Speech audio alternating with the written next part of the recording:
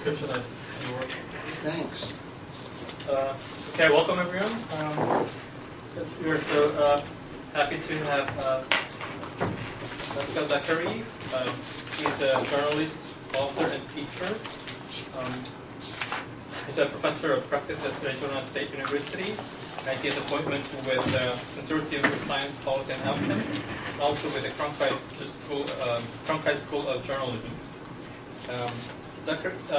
Professor Zachary has been writing for many years. He spent his 13 years as a senior writer for the Wall Street Journal. And he authored the Pink Column on Innovation for the New York Times. He also contributes to many radio programs in the U.S., Britain, and Africa. He's been interviewed by BBC, NPR's Marketplace, and Pacifica's KPFK Radio. So he's the author of 4 books. Showstopper, the first one, about the making of the Windows NT computer program. And second one, Endless Frontier, the biography of Vannevar, of course. And the third one, the diversity advantage, multicultural identity in the new world economy.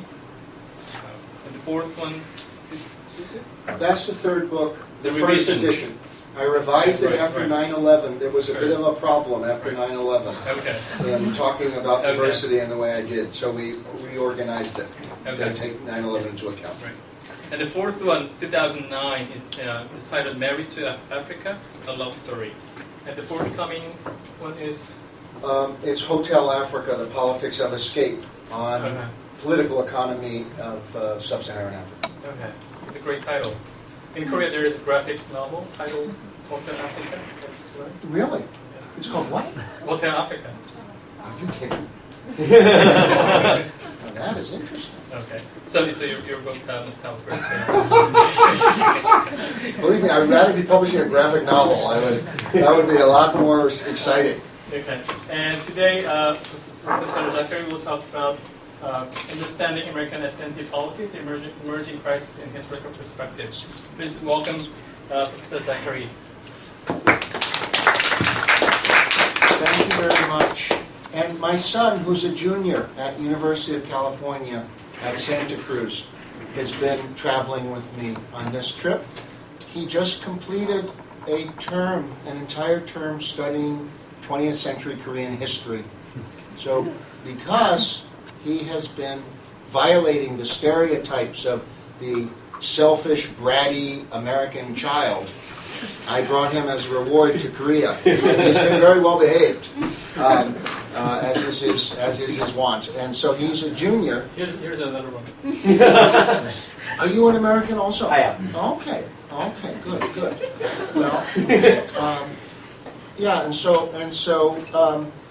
through his class, actually, I got it sharpened my own interest and understanding about some of the challenges and history of Korea. It's fascinating history and country, and I'm very grateful for the chance to talk with you. I really appreciate it very much, and also I feel very grateful to be able to speak with you in English, which is my preferred mode of expression. So that's Vannevar Bush.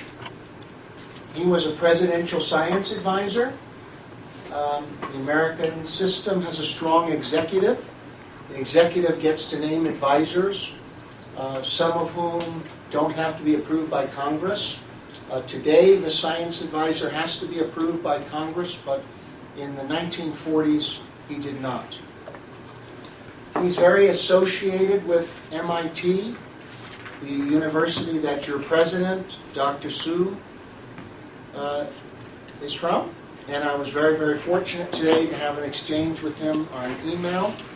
And he told me he had just come back from Saudi Arabia.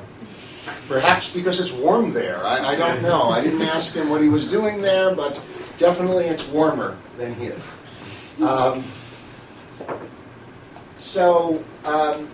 I'm from Arizona State University. I actually am much more associated with New York and with California. Arizona is an unusual state. It is a bit strange. But the university is a very large university, and the president, Dr. Michael Crow, has been there 10 years, and he has transformed the university. It's a very dynamic place, but it's set in a state that, like most of the United States, is polarized between conservatives and people with an education, we might say. I don't know, however you want to put it. So my emphasis, I was very glad to meet some of your faculty, because my window, or my bridge into science and technology policy and into the social studies of science and technology comes from history. It comes through history, and my approach tends to be holistic.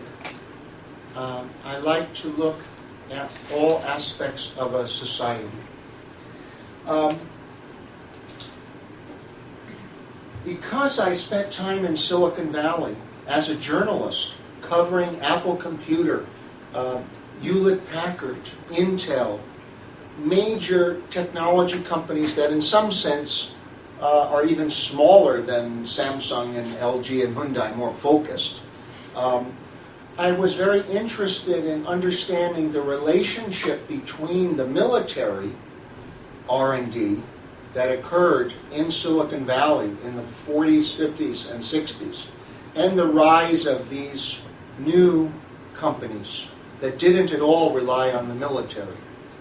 One of the paradoxes of Silicon Valley is that despite the militarization of the United States, Intel refuses to make products for the DoD.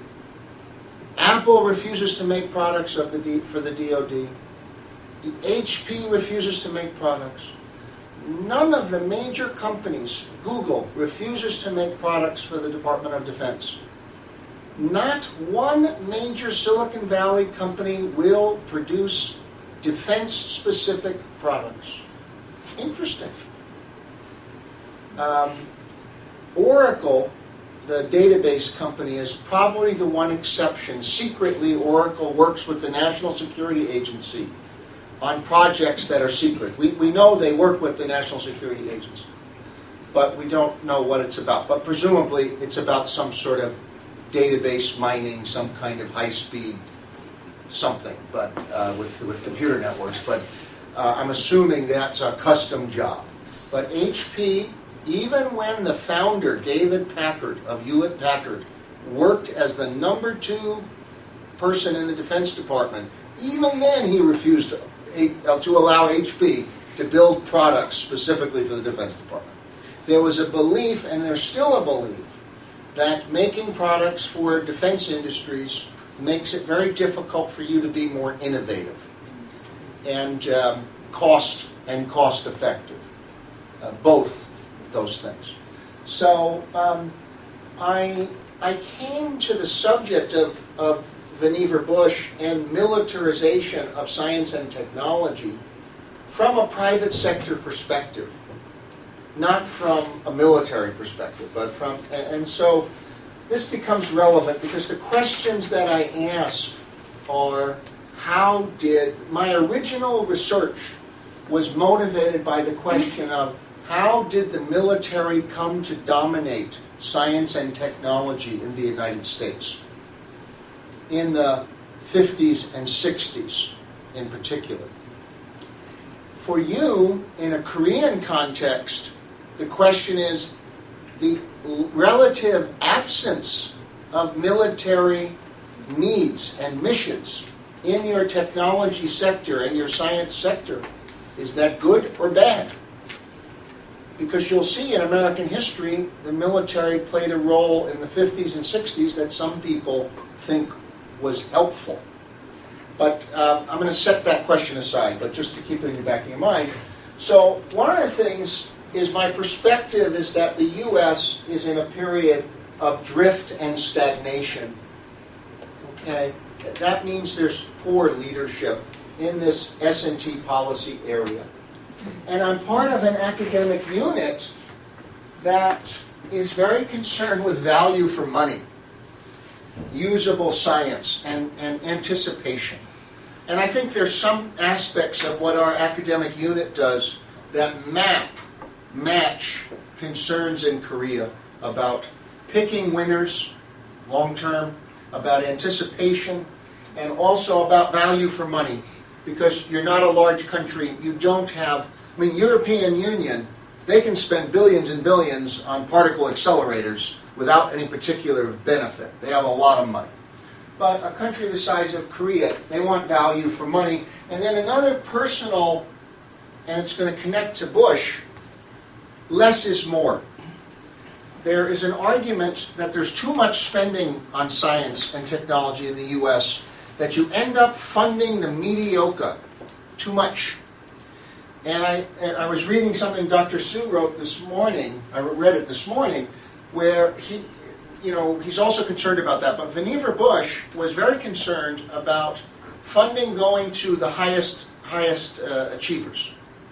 And that the broader you spread funding, you had a diminishing returns problem. Again, this is controversial. There are many people who disagree with this.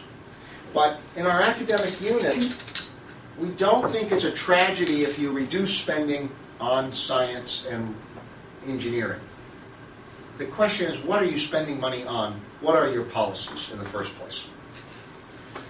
So, one thing that I'm very concerned with is, I'm just going to talk about the context in the U.S., because my scholarship is rooted in historical writing, and so I wanted to present a historical lecture, because that's my most academic foundation.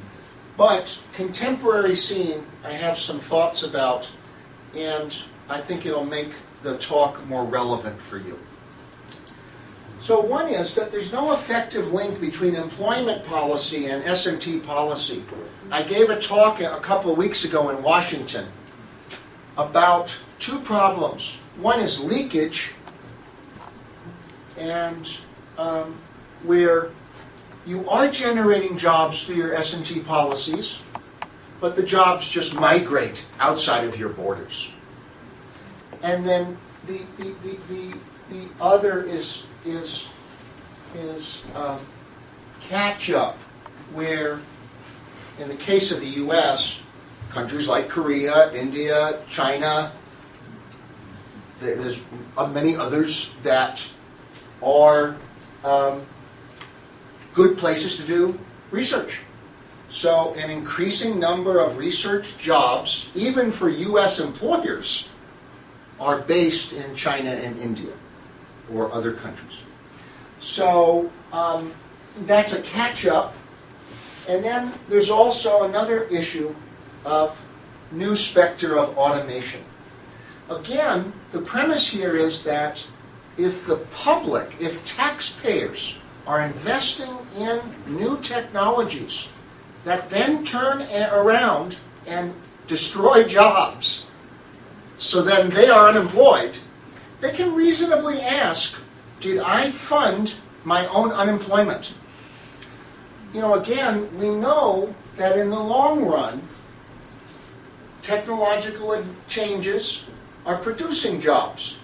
But in the short run, you're hungry. In the short run, you lose your car, you lose your house. So in a sense, at a minimum, you can't deny there's a short run issue, if there is. But much of capital, much of technological advance has a bias towards saving on labor. One of the things in the debate over jobs in the U.S., science and technology policy doesn't have a role. And there's really not even good questions being formed. I think in Korea, it seems clear to me as an outsider that part of the reason your government has emphasized science and technology and has tried to refine its tools is because it believes through science and technology, through innovation, there will be employment for Koreans. If there's not going to be employment for Koreans, then why are we doing this? That's just a simple question. So many people aren't willing in the science and technology communities in the U.S., especially the science community, They don't want to confront the link between innovation and employment. Their attitude is, hey, we innovate. Employment's somebody else's problem, not my problem. I'm a biologist. I'm a physicist. You know, and again, of course, there's direct employment. You know, physicists get employed, scientists get employed. But I'm talking about these industries that are, and these occupations that are supposed to arise out of this. So, another issue facing the U.S., and I think there's some intimations, there's some signs that in Korea there should be concern about this, is that, you know, path dependence is an enormous drag. Even when you're successful, success takes you down paths, and then it's harder to deviate from them because they worked in the past. And in the U.S., we have many outmoded programs and policies. We have $10 billion a year for 10 Department of Energy labs. Brookhaven, there's a lab in Chicago, Oak Ridge. I mean, just these are famous labs that have been around for 50 years. And they consume resources, and they erode focus, and we don't know what socially beneficial outcomes are. I mean, we have a good 10, probably $5 to $10 billion. NASA is in this category as well. And then it raises issues about public alienation over the R&D enterprise. How can we get the public to continue to support these programs if they're costly and we can't point to benefits? So you end up with attacks from both the right and the left. Now you're lucky you don't have a right here. Or maybe your center is the right, whatever you... But in the U.S., we have a center, we have a right, and we have a left. And both the left and the right are alienated and disenchanted with the R&D enterprise. So one of the latest things is the left wants the R&D enterprise to be run like Facebook or a social media, to self-organize, to take away the prerogatives of elites. Well, you know, naturally professional scientists and engineers are uncomfortable about having experiments designed by members of the public who share, you know, they set up something on Google and then and then the right is very concerned about interference with social values by some of these programs. So particularly in the biomedical area, that in Korea you'd be fairly aggressive about, in the U.S. has been really contested.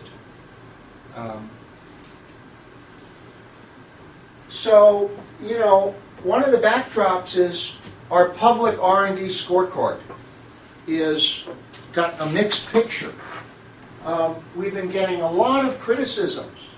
$30 billion a year is the NIH's budget, National Institutes of Health. $30 billion. Okay? Even Francis Collins, the head of the NIH, recently accepted the indictment that there are no results from this. He's created a new institute. He calls it the Translation Institute. It's supposed to translate their results into something useful. Well, energy environment, you know, we have these confused agendas, weak outcomes. You know, we recently had this Solyndra where the government did something that is pretty normal in Korea, tried to support a specific manufacturing technology company, and it failed. It was $500 million, $800 million, somewhere in there, and there's been a lot of controversy about why did this happen. And then there's NASA's retreat from space. So NASA reduces its ambitions, but its budget stays the same. I mean, that's kind of sums up big science in America. Ambitions decline, budgets stay the same. And so, you know, the debate over mission-driven versus pure research in the U.S. often confounds the public and even political lobbies because it just looks the same to them. The missions don't produce any outcomes, the pure research doesn't produce any outcomes, and we're just not getting outcomes. I mean, the official number in the US, when you include defense R&D, ranges from anywhere from 150 billion to 175 billion a year. That's an enormous amount of money. I don't know what the annual government of Korea budget is, but you know, this is a tremendous amount of money.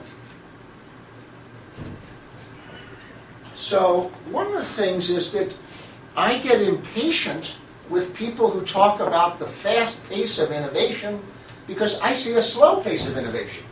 We have been promised all these breakthroughs, all these revolutions. Where are they? In all these key areas, we don't have solutions. And so, you know, this problem of too little innovation, not enough creation. A lot of destruction, not enough creation. And so what does this mean for a new role for state and society in the R&D agenda setting? So that gets us to the bargain between the state and science. Because some of these problems flow from the promises that have been made to intellectuals, scientists and engineers especially, about what they will get from the state and what they must give in return. And a lot of this is forged in World War II. And obviously World War II is a long time ago. I was born in 1955. So the World War II was from 1939 to 1945. It's even a long time ago for me. For you young people, it's harder even to imagine. But I'm lucky. Why am I lucky? Why am I lucky, young lady? Had your grandpa to tell you about the story? I'm in Korea. Because World War II and the Korean War practically occur right after each other. So you know about the Korean War. The Korean War, in some ways, was just a kind of echo of World War II. Gets played out a little later. And so if we think about the upheaval of the Korean War, you can get some sense in your minds of how radically transformative World War II was. Not just for Europe and Japan, but for the United States. World War II completely changes the relation between the state and society and politics. The U.S. had a very small state before World War II. It had a tiny, tiny capability. And it comes out of World War II with enormous ambitions. And so I'm going to talk a little bit about a person, Bush, Vannevar Bush, who has no relationship to George Bush, by the way. Just so you know, which is a relief to everyone, I know. So, you know, what I'm talking about, the marriage of science and government was an arranged marriage. It comes through contract. Government buys big brains who are in universities or corporate labs. They retain autonomy. The challenge is to get these big brains to respond to urgent public needs. Okay, experts for the people or against the people, but in relation to the people always. So this is kind of jumping ahead, but this is what the contract between science and engineers and the government and society, and it literally was a contract. Very little of the R&D, even now, that the government pays for is paid to direct employees of the government. Mostly they're contracts. And in the backdrop is by 1961, so World War II ends in 1945, early August, 2 atomic bombs land on Japan. By 16 years, so this is amazing. Government hires these scientists. Look what they can do. They end the war. They show the world how strong the U.S. is. But by 16 years later, this contract is worrisome to President Eisenhower. He was the general that took back Europe during World War II. He beat the Germans in France and Germany. He's worried that either the federal government is dominating scientists, or that scientists are dominating the federal government. He couldn't decide which. Both things made him worried. He was worrying a lot. Yeah. So I mean, it's true because he's got these two opposites. He's worried about both of them. And this is in his famous farewell address, in which he talked about the military-industrial complex. But to me, more important was this idea that the government might dominate intellectuals, techno-scientific intellectuals, through the power of the purse. Or, if that didn't happen, these techno-scientific intellectuals would dominate public policy. And in your country, you definitely have evidence that that's happened. It might be for your benefit, but when the CEO of a big high-tech company, you're one of the dominant ones, becomes your president, I mean, imagine if, like, Bill Gates became the president of the United States. I mean, it might be an improvement over what we've got, but it would certainly be unusual. So, one of the things so Bush is born in 1890, and he dies in 1973, but we're mostly going to be talking about the 1940s, 50s, and 60s. And again, he's very American. He thinks individuals have to have a lot of autonomy. So in this sense, culturally, he's very much he's very much in the mainstream of American life. The individual, to me, is everything. And in his behavior, he was very individualistic, was not a team player. He kind of embodies what's ironic about the United States is you'll see again and again highly individualistic people. I knew Steve Jobs. I met him many times. Steve Jobs was highly individualistic, yet he imposed on his customers a reign, like a totalitarian regime. I mean, you could not mess with anything. I mean, it's even true. I mean, the iPad, the battery doesn't come out. You can't even open it up. You're not allowed to change your garbage can. I mean, seriously, what's at stake there?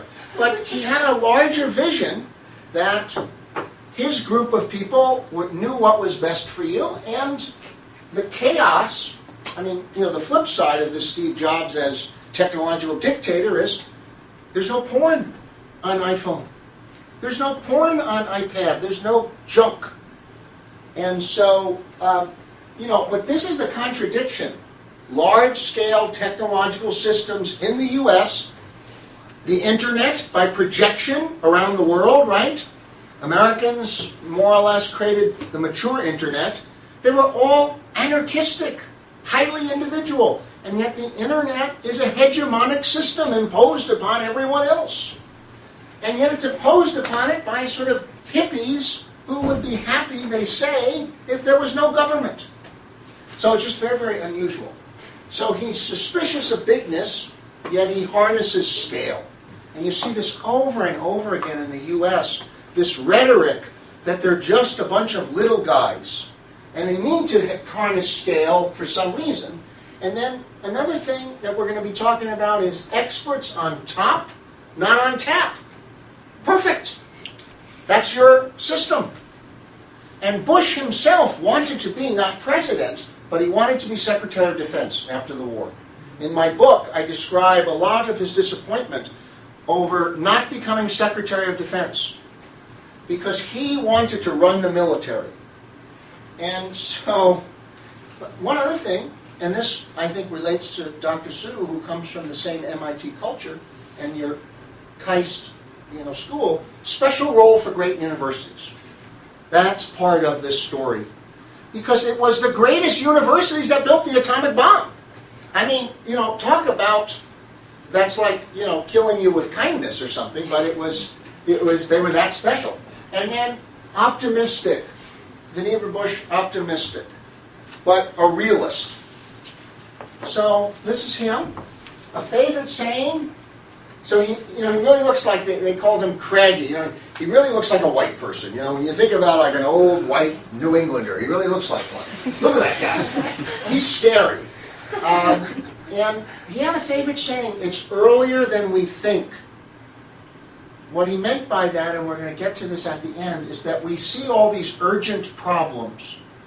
But he used to say we have a bit more time than we think. And he really dealt with a whole range of problems. Not climate change, that kind of came after him, but a lot of other problems. So his life falls into 3 periods. And again, why did I get interested in a biography? Because the individual leader has decisive influence on the course of policy and outcomes.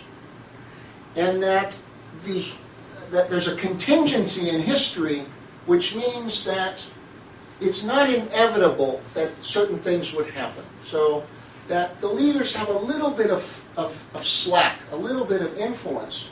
So pre-war, World War II, and then post-war, up until the early 60s. So, one of the things about Bush is that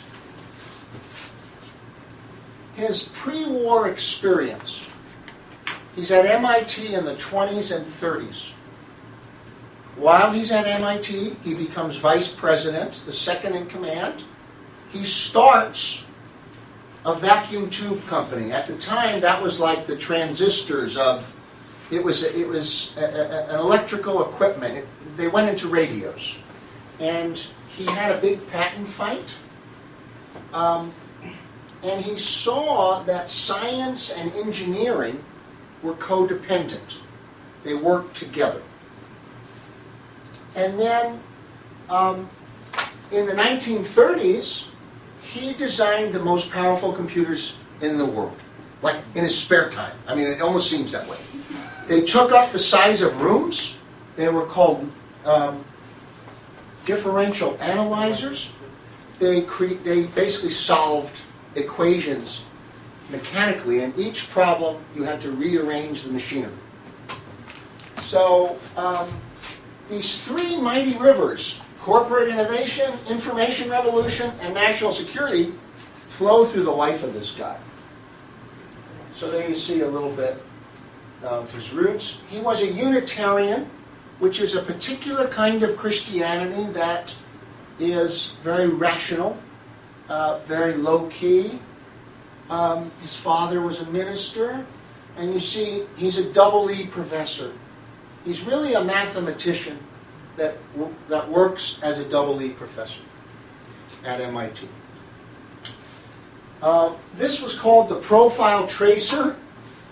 It was a precursor. It came before the linear analyzer, and this is a rare picture of him from an era in which, he was basically generating slope data through this. So this is some of the work he does in the 20s. In 1927, the New York Times describes his differential analyzers as a thinking machine. Again, this was part of the fascination. Bush, from a very early age, was very interested in man-machine interaction. And this becomes, of course, today a huge, fascinating problem. But at his time, he was one of the very few people thinking about it. And then when he becomes vice president of MIT, his first project is to create policies on how faculty can profit from their inventions. So again, your university and the history of MIT have a lot of parallels. Oh, and these are some of them. One of the amazing things is that people used to work in suits, even in the lab like this. It's like That's a lot of clothing to wear.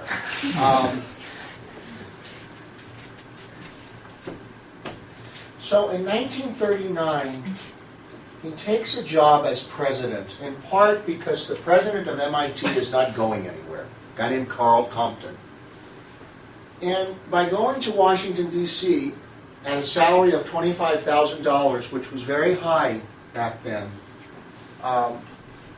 he then has a platform in D.C.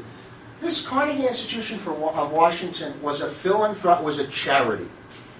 So at the time, there were no government agencies supporting research, but some big charities did, and this was one of them. He becomes chairman of this aviation body. So the Germans in the 20s and 30s are making these incredible planes, and the U.S. has these really slow planes. And there's a concern that the U.S. government needs to stimulate aviation. The big problem was with engines, but in any case, he said, hey, we've got to have people from industry involved. And you'll see this again and again, the idea that government policies in science and technology must be closely linked to industry. He's a representative of that trend, that tendency. And he wants to mobilize science because he sees that there's going to be a war in Europe. And in fact, by 1940, the war starts, and the U.S. isn't part of it, but he's thinking, how can we mobilize scientists? Now, we take for granted that scientists and engineers work on government projects, work for the public good. But that wasn't always the case. And university science departments were very poorly funded. The physics department budget, this is a figure that sticks out in my mind. In 1938, the physics department budget for research was $2,000. You cannot imagine how poorly educated Americans were in the 1930s and how poor they were. Very few people went to university.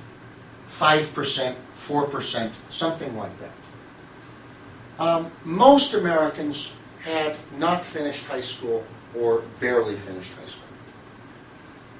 The country was still facing very high unemployment. So the idea of mobilizing science seemed far-fetched. The other thing was, who went into the Army and Navy? People of low intellectual standard. You had a high school education. And then the abuse of chemical weapons in the First World War, World War I, 1914, 18, this chemical weapons undercut enthusiasm to working for the military because there was a fear among many scientists that, well, they'd be told, create this weapon, it would do terrible things, and then later on they would be vilified, criticized, humiliated by the public for what they had done.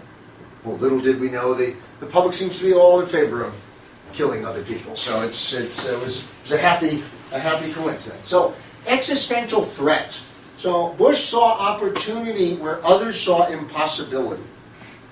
This is a very important lesson we see again and again on innovators, is that they try to do the impossible. For war or peace, we must leave no stones unturned in research. May 1940, the Germans essentially are taking over Europe. And Americans at the highest levels were very, very worried that the Germans would win. And, historians of World War II like to do what-if experiments. What if Hitler hadn't invaded the Soviet Union? What if Japan had not attacked Hawaii, but simply attacked Singapore, which they did anyway, and destroyed the British fleet? Who needed to attack the U.S.? Now, the Japanese were insane, so it doesn't need to be explained. So was Hitler. So we were lucky, because Hitler never had to attack the Soviet Union. The Japanese never had to attack the U.S. If those things hadn't happened, probably the Germans would have been running Europe for a long time. So what you have to understand is, people, the Americans, don't think, aha, 50 years from now we're going to have Silicon Valley. They were just thinking, hey, we're a bunch of people who are poorly educated, we have hardly any scientists, any money, most of our people either are farmers or unemployed or really poor. The Germans had everything. How could we fight these guys? So, and use science to do it. I mean, we could fight them, but how could we use science to do it? They had the best scientists, right? I mean, that's American students, the way your students go to US. American students went to Germany in the 20s and 30s. The best oceanographers were in Norway. Our American students went to Norway. That's why I say, you think things were just always like this. Oh, you go. They never come. No. Someday, I tell my son, all our kids, they're coming here. Yeah, this is... But anyway, that's another story. In any case, the plan. So Bush has a plan. It's a plan that is very brief, but surprisingly durable. And this plan is to contract with universities and industrial labs to perform research for the Army and Navy, but to deliver working prototypes. Meaning 1, 2, 3, 4 of a working machine. And this is still how government R&D works to this day. DARPA, defense or civilian research, you tend to deliver something that works. It just can't be mass manufactured, but it'll work once. And then get to the president. In an executive system, if you can get close to the president, Bush manages to. The president is a Democrat, Bush is a Republican, and there was a big division. FDR was considered a socialist practically, even though he really was a defender of capitalism. Bush didn't like FDR, and he didn't like this guy Harry Hopkins, who was a social worker, a Democrat, and Hopkins takes him in to see FDR, and this is the authorization. Okay, FDR. And with that, Bush becomes the head of an agency that ends up developing radar, the proximity fuse, which was making explosives more accurate, penicillin. One of the big things about World War II was Bush oversaw a tremendous effort to mass produce and to perfect penicillin, which meant that soldiers who were dying of infections wouldn't. That was a huge thing. Now, aha, America's a democracy. Ha ha ha. Well, okay, what kind of democracy was it? It was a democracy where FDR and Bush, alone in a room, decided to build the atomic bomb. So, no statutory approval, not even documentary evidence. In the days of FDR, you think, well, they don't write things down in our government. Oh, that's so terrible. Well, I mean, FDR is known as one of the greatest Democratic presidents of all time. He never wrote anything down. Yeah, I mean, and including the decision to develop the atomic bomb, to proceed with the 4 methods, billions of dollars, huge amount of... FDR wrote nothing. It was just his word. So, by 1944, the public is getting this impression that there's a really smart scientist that's in charge of our war effort.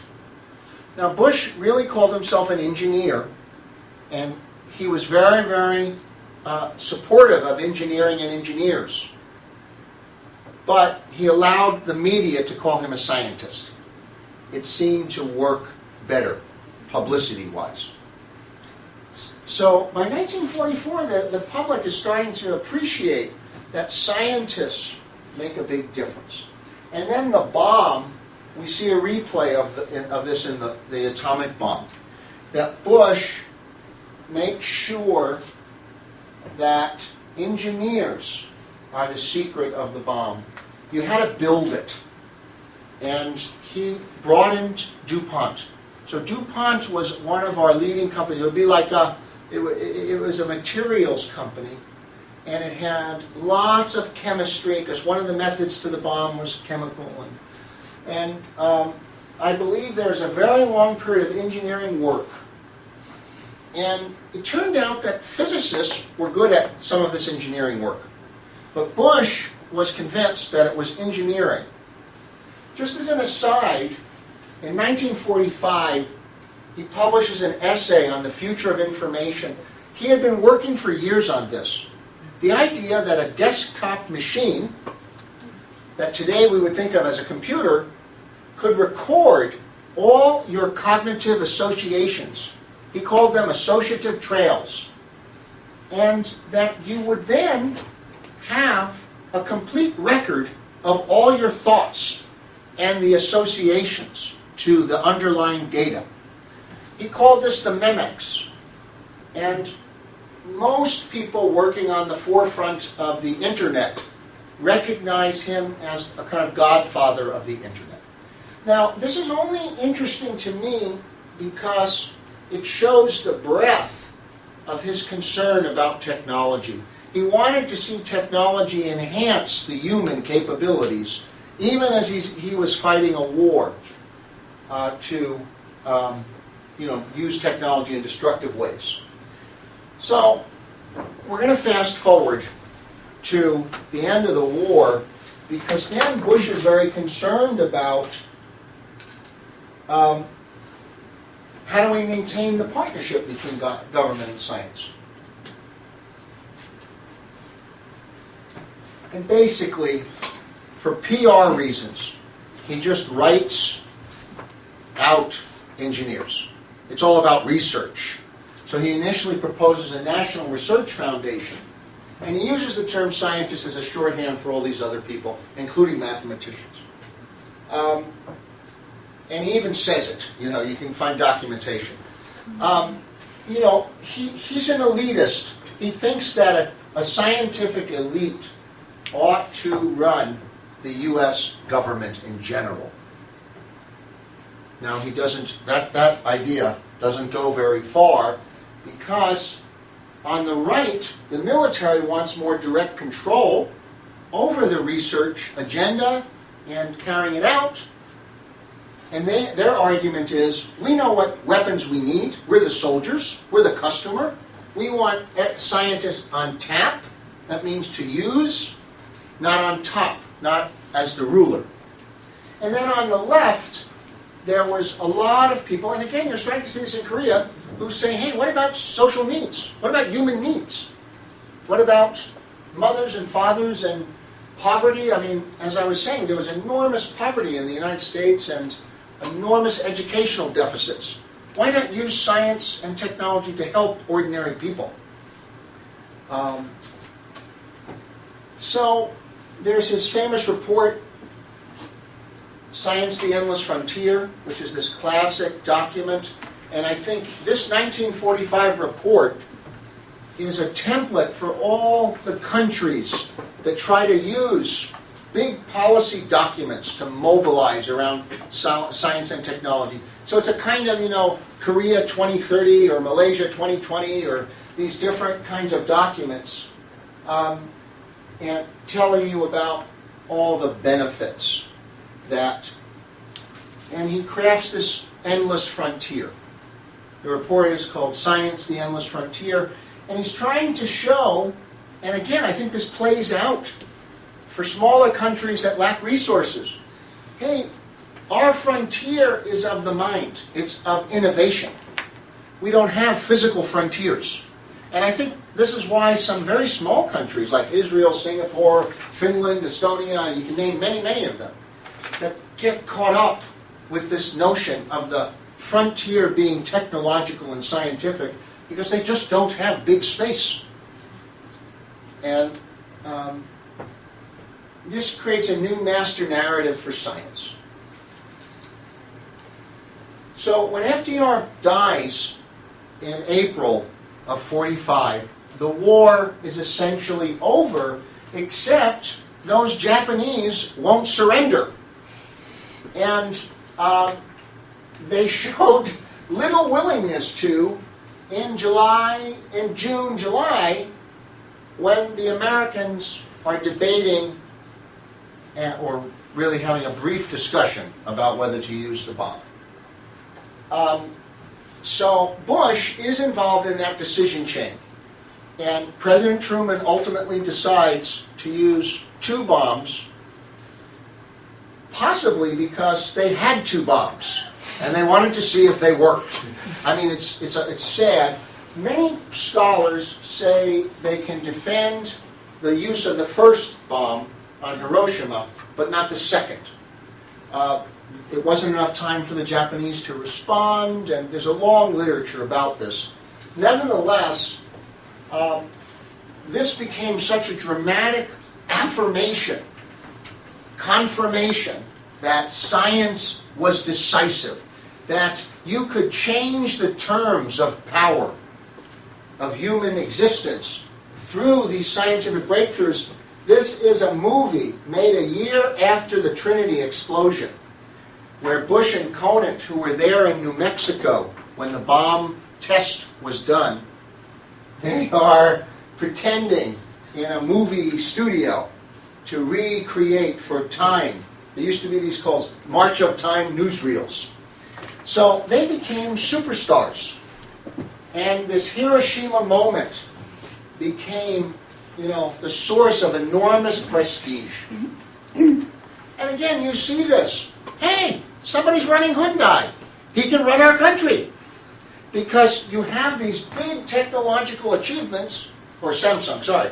You have these big technological achievements, and they convert into great social and political prestige. And that's rational. I mean, that's reasonable, but it does create some problems because you end up giving a lot of authority to scientists, to engineers, because there's the problem for us normal people that we don't understand what they're doing. and the only way we find out about it is what they tell us. Well, that doesn't sound very good. I mean, there's a lot of trust. And so there are some solutions that you all grapple with in your coursework of this problem of expertise. But that's embedded in the World War II story. Now, one of the things that happened immediately after World War II is that, and this leads into the problems of the Korean War, is that World War II created a false sense of unity, and divisions surface at the end of the war. And one of the divisions is the military wants more control. The generals realize that, hey, they don't care who makes the atom bombs or how they're made, they just want them. And then they'll decide how to use them. Why do the scientists need to tell them how to use them? Because the scientists decided where to put the bombs, how to use them, and the military didn't like that. And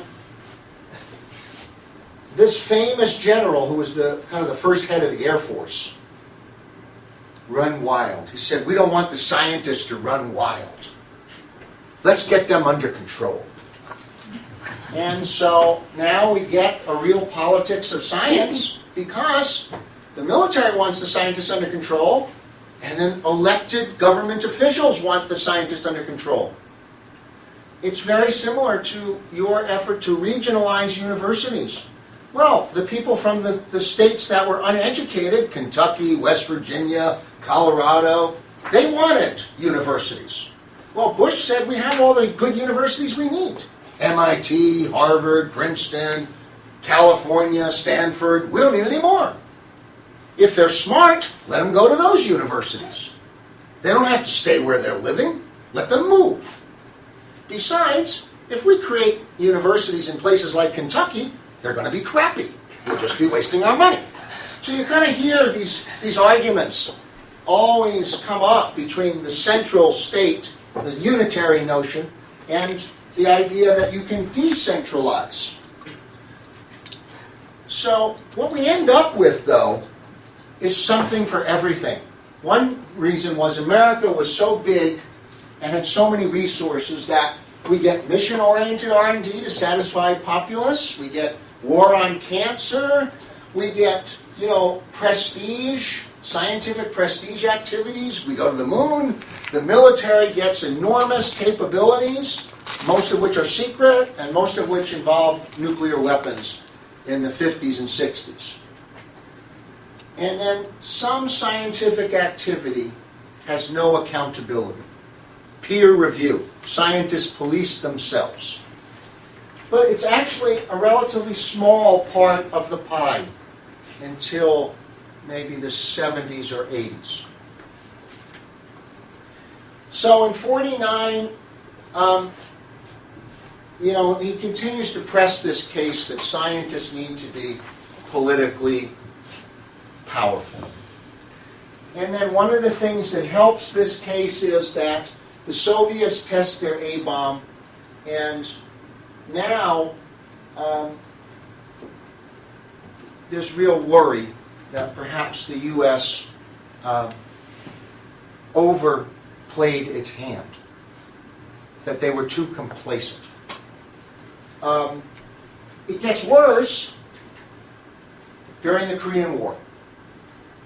And I'm not an expert about the Korean War, and I'm not going to make any comments about the war itself or why it was fought, but the level of U.S. casualties was high.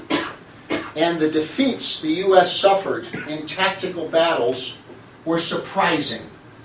So that many people, and Bush was one of the most prominent, said you've got the wrong weapons for this kind of war. You weren't paying attention. We told you, military people, you were stupid, and you're fighting with the last war. Because what were they good at? Let's just bomb the crap out of people. Well, the Chinese made that impossible. They made it impossible to just do that. And again, it happened in Vietnam. Why did the U.S. not invade North Vietnam, for instance? Because we were nice? No, the Chinese said, you invade North Vietnam, and we're going to invade North Vietnam, and we knew they meant it, because what did they do in Korea, right? So Bush makes a very good argument that the generals, the military, were doing a bad job managing new technologies because the conditions of battle were dictating new weapons, and the U.S. didn't have them, and as a result, here he says it, mediocre weapons. And I'm not quite sure he's right about this. I mean, it was a different kind of war in Korea, but it did hurt the prestige of the military.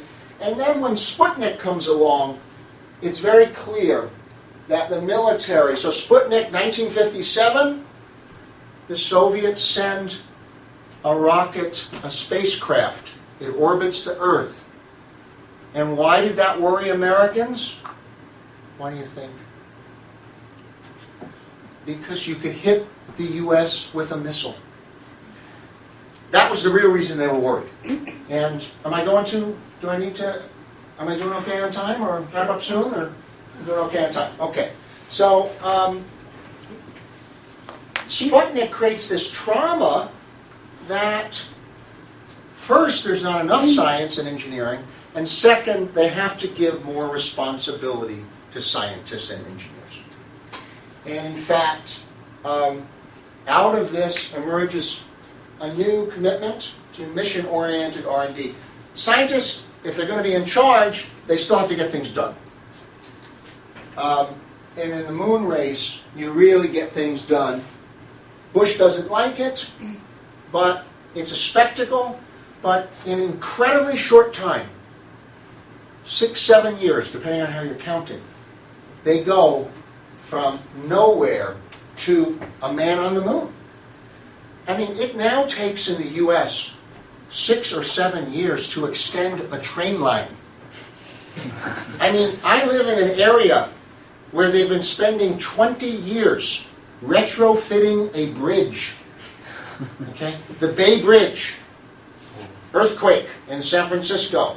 20 years they are not done. So, I mean, you know, something's gone wrong here with technological systems. We marveled, Liam and I were marveling at your Seoul subway system because it's such an enormous endowment. It's such a great social benefit. It's a complex technological system that if you had to build today, I'm sure whenever it was built, everybody said, this is too big. You know? So, but now that they've got it, everybody's glad. So, I'm going to go into the last phase of the talk, come back to the current, contemporary, what's happening now. Okay? So, the idea that there are new horizons, that there are new industries, I mean, that's what now your country and the industry and the policy talks a fair bit about is how not, you know, we want to be a fast follower, but can we break through into new areas and be the first? You know, that's still a very alluring, a very seductive idea for the politics. You know, whoever comes geoengineering, I mean, whichever country or company learns how to alter the climate, well, there's a lot of money in that. I mean, forget about the social value. And of course, there's a lot of risks if it goes wrong. Human enhancement, desktop manufacturing. I know the U.S. government would like to be able to track every person in the United States. And they're pretty close to doing it. Alternative energy. So, you know, we know there's these frontiers. So the frontier metaphor is holding up. But how would you create a set of policies to address these? What would be the chances of a Vannevar Bush 2.0 in the United States? You know, in China, I mean, one of the arguments we get is that if we were more centralized, a Vannevar Bush 2.0 could arise. But we're so pluralistic. So pluralism, fragmentation, vested interests that want to continue with programs that aren't useful. It all seems to make Bush impossible. So, and then this is something, the closed loop problem. The fact that if you're already there, accumulating all these network effects, your talent is just going to flow to the U.S. as a haven for innovation. So in a sense, the problem, you know, this problem that we're not addressing in the U.S., these grand challenges, because all of this stuff forces people to just be path dependent and stagnate, has some similarities with this problem, that it will be extremely difficult to displace the U.S. as a haven for innovation unless other countries devise much more effective innovation policies. So, you know, is Korea an innovation HR resource for the U.S.? So that's not the aim of your policies. But, you know, this is Dr. Su's own formulation that, and it has some similarities with the earlier problem of the U.S. failing repeatedly across a range of crucial areas to mount even a coherent attempt. You hear that again and again. There's no focus on these urgent grand challenges. So, one of the things that I would say from a historical perspective, looking back, we know that lethal threats, existential threats to your existence, you may die as a group. That often gives rise to visionary policy innovations. So how could that happen without you actually facing these threats and dying? So you have to simulate crises, in a sense, to gain a crisis mentality, and you have to devote massive resources to an S&T set of policies or a vision, and you need to communicate and define. And I think one of the things, coming from the humanities, as I do, and I saw happily that this was the humanities building, scientists and engineers fail to understand that the humanities gives us some skills and understanding of the powerful stories and forms of communication that we have to harness to get effective solutions carried out. We know that we cannot coerce people into taking the kind of collective action necessary, so we must persuade them. So, to an extent, pluralism is embedded into the problem. But how do we bring things, bring off these more difficult? One of the things is, if existing institutions aren't getting the job done, perhaps we shouldn't try to reform them.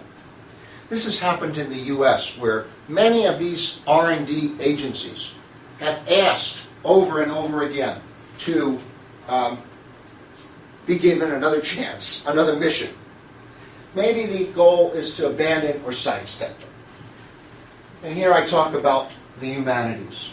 And the hope, as Bush would often say, that it's earlier than we think, that we have more time than we fear we lack. I think that's, that's sort of the ending note, is that with these complex problems, we need more time. And maybe we'll get it. Maybe we're not on the precipice. Maybe we do have that time. So, in any case, I appreciate the chance to blend together history and current events and chat with you about all this. And hopefully it stimulated you to ask some questions. And I do think I tried to cooperate with your camera. Oh.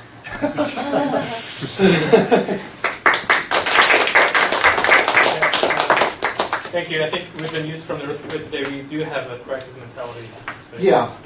This is I do agree. I think this is one of the interesting. Should you take questions yourself, or should I? Well, maybe to start off, you could take some, since you know the people and you know how to nudge them. Any questions? Let me start. So in the beginning, it talked about the military funding and being innovative in all these technology giants are refusing to work for the DoD. Yeah. Well, that mentality makes sense. But then universities like MIT, kind of arguably innovative universities, they live on military funding for decades. Right. So how would you? Well, I think that you're absolutely right that it turned out, for historical reasons, universities were much more willing to do R&D for the military, or even prototyping, even small-scale product delivery, than private companies were, because private companies had a business to protect, and the universities were somewhat insulated from these market forces. So something like Lincoln Labs or Stanford SRI, these are the two great examples. They were much better partners than a corporation was. But it's a little counterintuitive. Yeah, I mean, there were so many paradoxes about the networks that formed to satisfy both areas. I mean, Silicon Valley's growth had a lot to do with the U.S. government forcing AT&T to license its semiconductors. It was designing semiconductors for phone switches, and the U.S. government said, you cannot build semiconductors, you cannot build transistors, you cannot build, you cannot build electronic switches. So in a lot of ways, there has been for a long time a separation of these two areas. Esoteric research, like artificial intelligence or advanced physics, had no clear commercial applications, so they were natural allies to the Defense Department. And the Defense Department and the Atomic Energy Commission became these enormous sponsors for esoteric science that clearly corporations would have never have supported. So yeah, and that couldn't be anticipated. Okay. So unlike corporations, university can still be innovative with military funding. Yeah, I mean, I think the problem with the military funding in the U.S. was Lincoln Labs was spun off. There became, in the 60s and 70s, a set of ethical concerns that are actually collapsing again. We're seeing the military starting to go back on campus again. And I think it was a cultural moment that the Vietnam War had a lot to do with. The abuse of military power, you might say. But it was unrelated to the character of the work.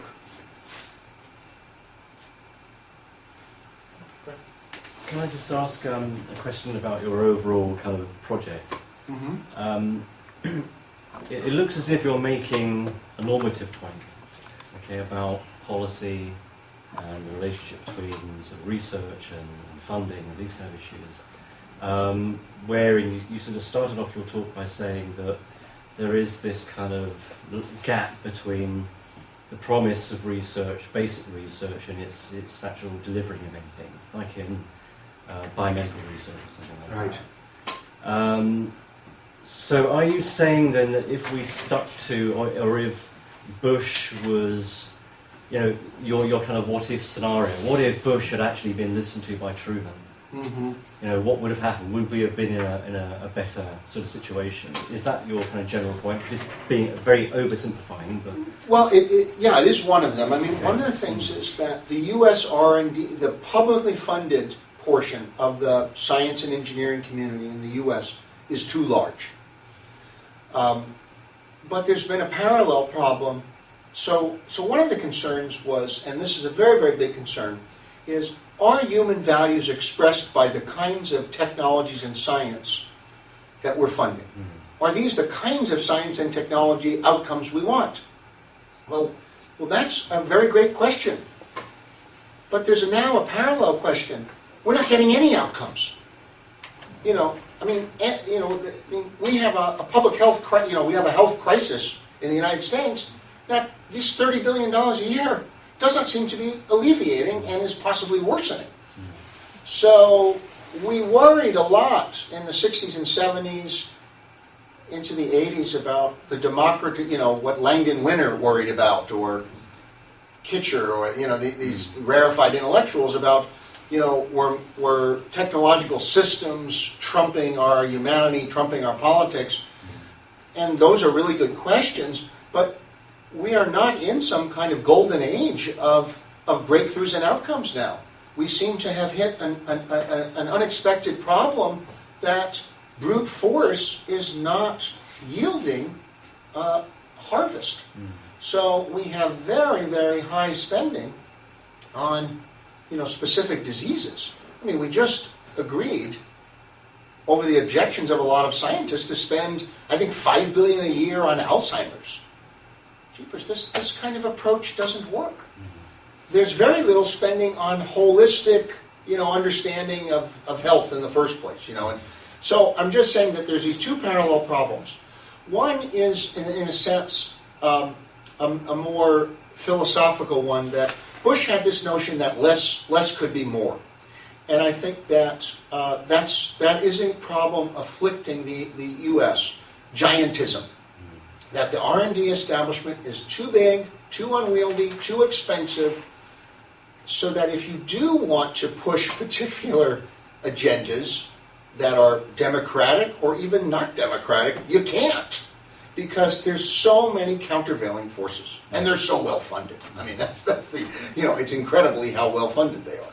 The NIH budget under Bush and Obama was doubled. So this is incredible how much money is there. But there is I think the traditional questions about what kind of relationship there is between normal politics and how politics gets expressed through these technological systems and scientific activity.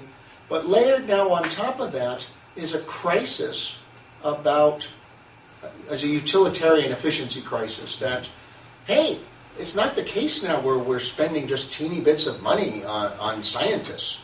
These are massive expenditures, and they compete with real human needs. I mean, transfer payments to just people who need food, say, and you're justifying them ultimately on utilitarian grounds. I mean, in the opening statement of Science Endless Frontier, Bush says these expenditures will boost employment, improve human health, essentially those two things, and then replicate itself. They'll be self-replicating. They will replenish the supply of scientists that wear out and engineered. Well, okay, we're doing the last thing. We're replicating scientists. I mean, it sounds like there's a lot of what you said. Well, from what you said, a lot of what Bush had said, you got right. Okay, it sounded like you were saying that we've got too much fragmentation, too much pluralism.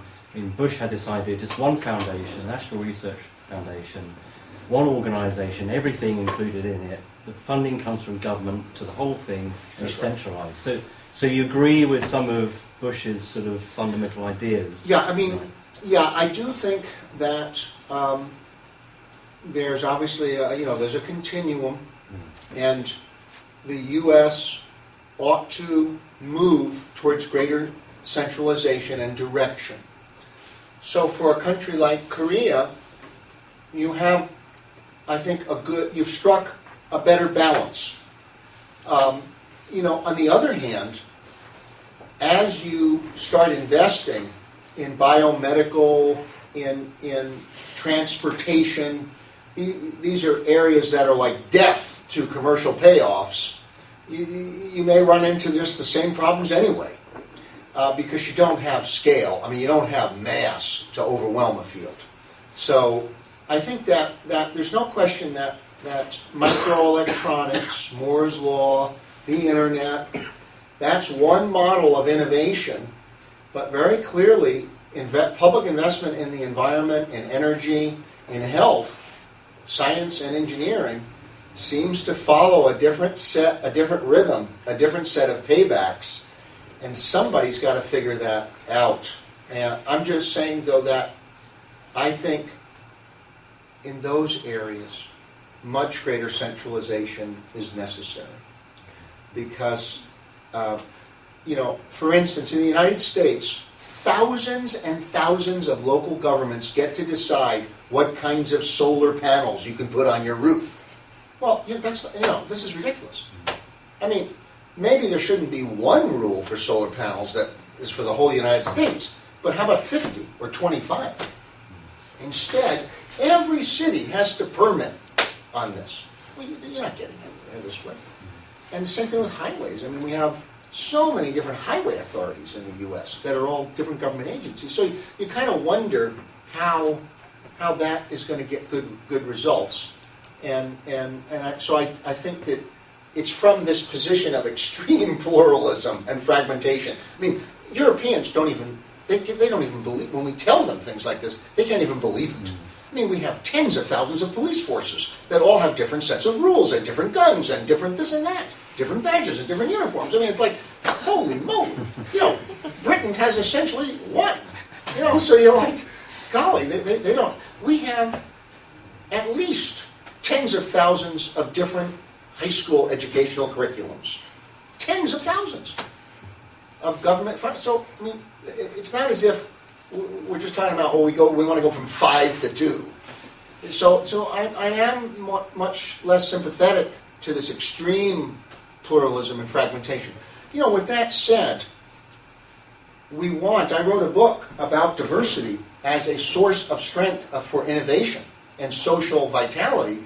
So one of the major problems with Bush's model isn't conceptual, it's just historical.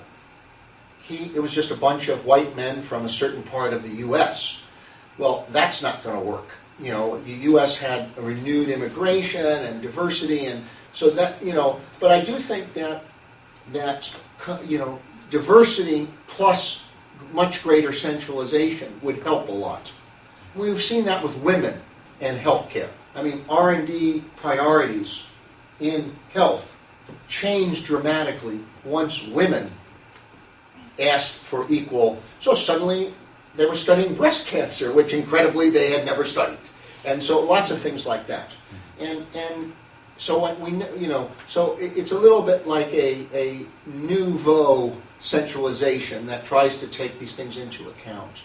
I'm also suspicious of these citizen movements, that they will just be a new form of proliferating pluralism, and you know, we just can't have 50 different approaches to stem cell research, or you know, 100 different kinds of like airport safety, or this is not going to work out. Well, you wouldn't rule out some role for the public in policy making, would you? No. And I mean, again, I think that the problem has been that in the military area, you know, it's been, in some areas the public has had a lot of input and others very little. And it's not been a monolith. And I think that getting a better balance in these, you know, public seems to have no influence on, say, weapons decisions. And these end up being really, really expensive. In healthcare, I do think that after the AIDS crisis, the involvement of the public in public health matters has been very deep, but it has not always been productive because these disease lobbies have mobilized. Similarly, with the internet, I think public policies have been too promotional of the internet in the United States. They've been too favorable of the internet. And it's because the internet's really popular. It's popular with consumers. It's popular with the companies, these powerful companies that make the internet products.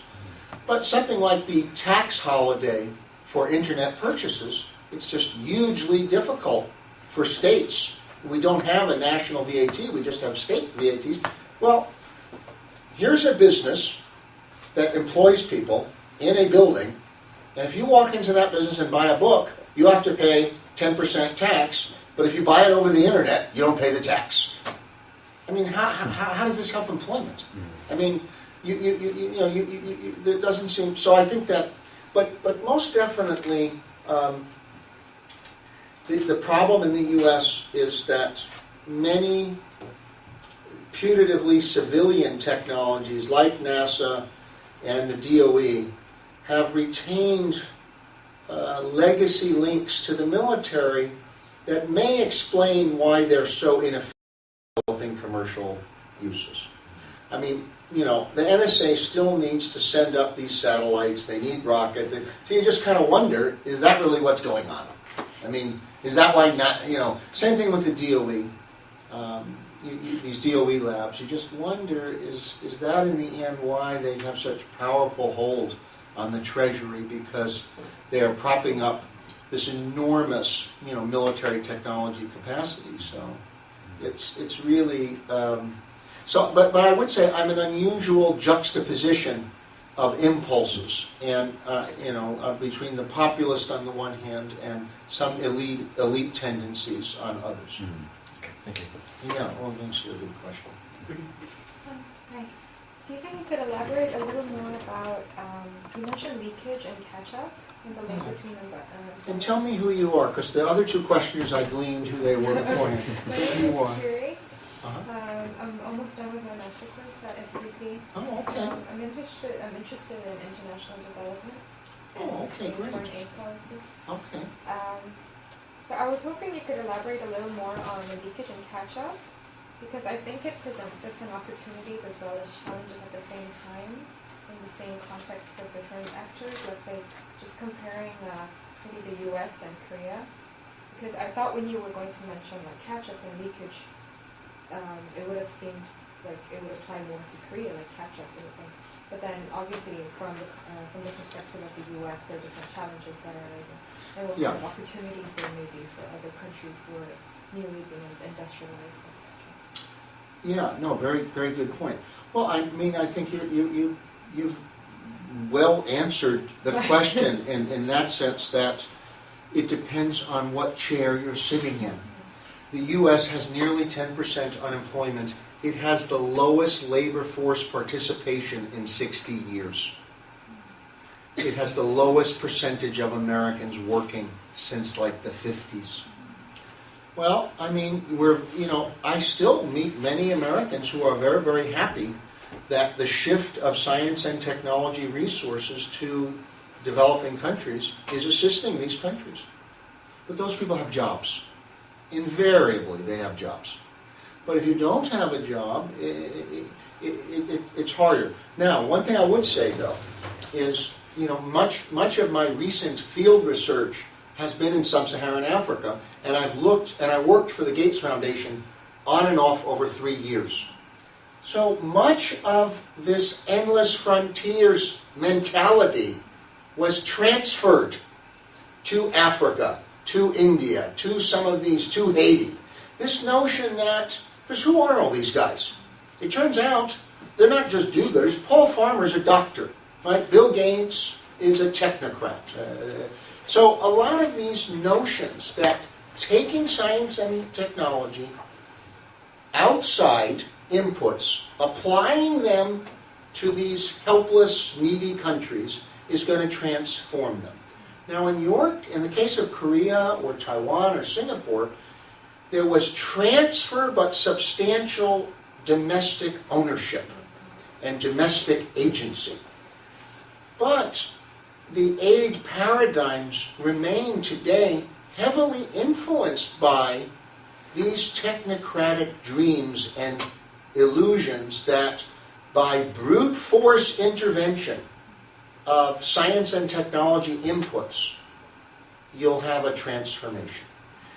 Now, in your own case, and I'm very much sympathetic to this, capacity building is what's needed and what happened in your country and what's happened in India and China, and where countries seem to be stagnating or not developing as rapidly. It's been because the capacity building hasn't happened. I mean, you can temporarily improve things through inputs, but to get more permanent improvements, you need to own these indigenously. There is a very interesting kind of parallel history to Cold War science and technology policies and practices in the aid world around counterinsurgency.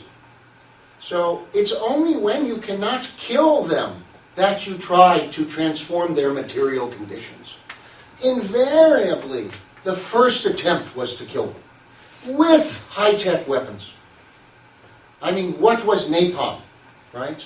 I mean, chemical weapons were used to just wipe out villages, and then when that didn't work, they thought, well, let's try to give them some village industry. I mean, that was like the latest thing in Afghanistan. Can't they? So you do see a lot of similar themes, and also, disappointments to this idea that we can remake the developing world in our image or in any image. And I think that, these outlier countries like Korea show that success is both idiosyncratic but also heavily reliant on high inputs of science and technology in the form of people but also knowledge. So, I hope that's a little bit of a help.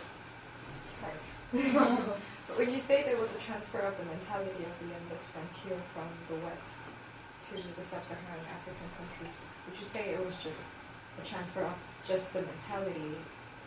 Well, like Bill Gates says, I want to cure malaria. And so he's trying to find a malaria vaccine. And then I suppose we'll vaccinate all these people.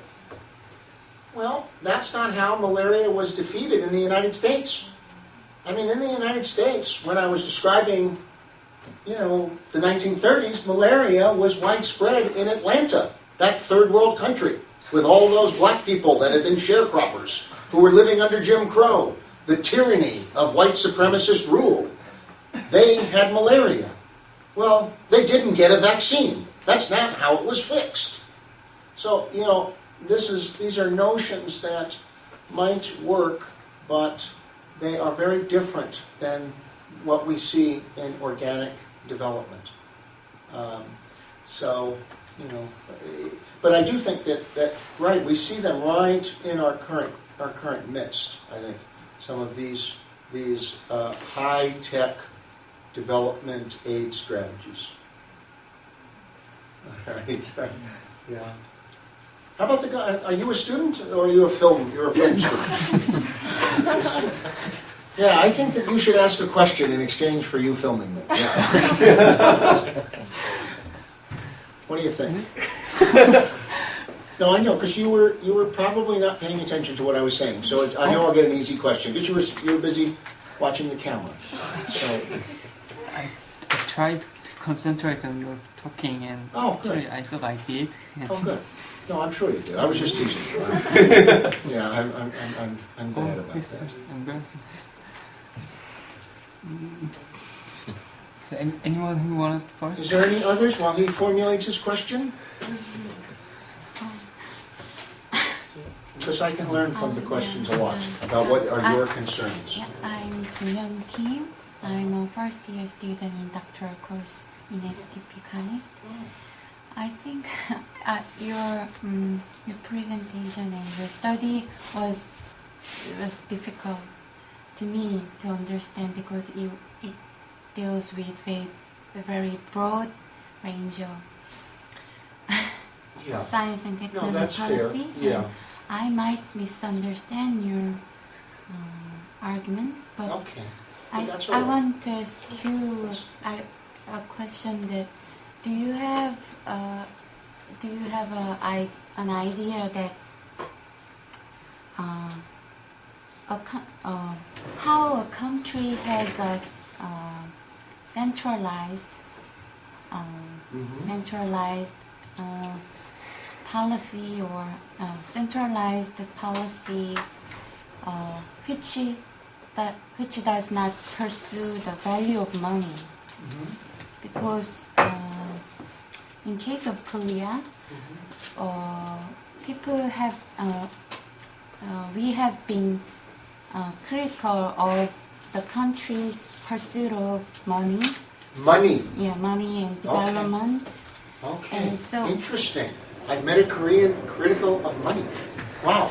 I should get to know you. Interesting. Yeah.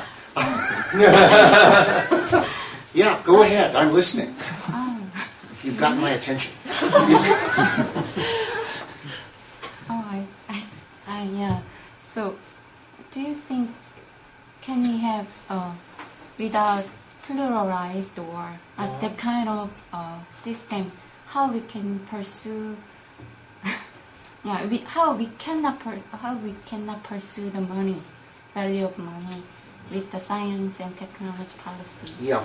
Now this is a very, very good question, because most of your very wise policies on science and technology relate to supporting industrial or commercial development, not to meeting human needs or social needs. So it is a good question to ask what kinds of policies might do that or do that better. And let's take, for example, we were on the subway, and my son has been very good at the Seoul subway. So I didn't have to worry, was I lost, was I not lost? I was just sitting there looking around because I knew he was in charge of getting us to the destination. many of the young people. You know, it's a whole row of them. So, I mean, it is an interesting question whether all these personal technologies, these devices, why are they so seductive? Why are they so attractive? What's being gained and lost through them? You know, in a sense, the social aspects of technology adoption are valuable research subjects, which should, your research findings, then should inform policies, or at least the policy process. What are all these cell phones doing to your people? Does anyone know? Does anyone want to know? Because I know with say, I mean, I'm not particularly concerned about this myself, but in the U.S., no one wants to study the health effects of mobile phones. They just don't. It's like we're too far gone now, you know? It's like, we don't want to know. I mean, we're using these things. I mean, forget about it. But let's set aside health, and let's just look about cognition. What is it doing to our minds, to our culture? Particularly in a society that's undergone rapid modernization, rapid urbanization. So already there's alienation from traditions. You know, traditions are important. How do they become part of cyberspace, part of the internet? There's all kinds of subjects that are worth researching that should be supported in one way or another and should inform policy. Rather than just, let's build more devices, let's build more interventions, and then we'll figure out what those interventions do, but people want to buy them, so they will. Is that getting a little bit at it? Or? I think it is. It is.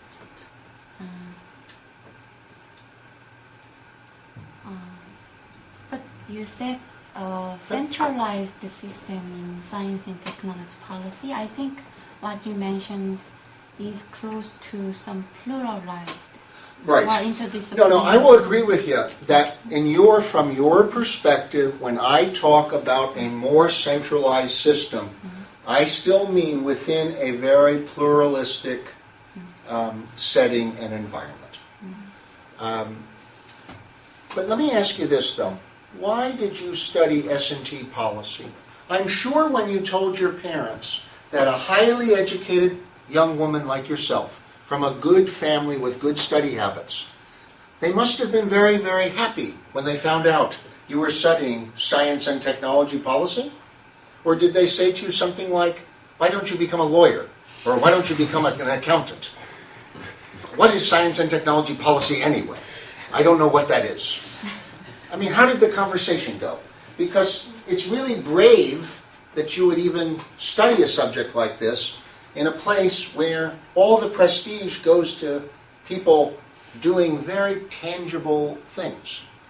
Or if you're going to be an intellectual, how about studying how business works or economics? So why did you study your subject? Why are you studying this? What's drawing you to it in your heart? We're getting late for the dinner. Yeah. All right. So with her answer. Okay. Yeah, no, I can get carried away. I'm sorry about that. Yeah. You can finish with Shian's answer why she studies S&T.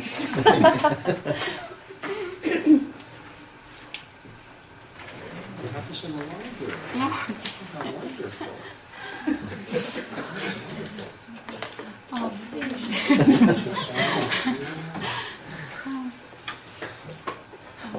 Wow. Sorry for my question.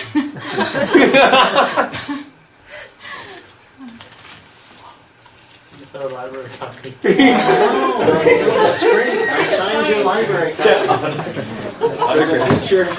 Future students. No, I didn't mean to put you on the spot. I just do think it is something I've been wondering about, though, because I think that this program is a kind of innovation in your ecology. You know, for you to be reflecting on the meaning of what you're doing, the aspirations you have for it, this whole technological scientific enterprise. What kind of life is it delivering in the years ahead? Because foresight, as the government uses it, or the policy-making community here uses it, is often about anticipating which technology platforms are going to succeed in the market. But it can also mean which kinds of lives do we want to lead? Do we want to spend more time with our children, say? Or do we want to have a different kind of house? Do we want to have a different kind of way of moving around? Nobody's asking us those questions, and maybe they should. So, but still, even if we are, to answer the philosopher's concern, and it's a good one, even if we were asking those questions, I would want more centralization. And, if we do figure out we'd like to spend more time with our children and a technology could do it for us, I'd like there to be a more centralized push towards it. Yeah. But anyway, it's very, very lovely to talk with you all. And I hope I provoked some of you. I hope some of you are scratching your heads, wondering about what I talked about. And I gave you all my cards so that if you write me an email individually, I will respond to everyone. I'm very responsive because I told you in the U.S. we're no longer professors. We are customer service. And I will serve you if you write me. Okay? And thank you very much. We'll continue this conversation at dinner. Okay.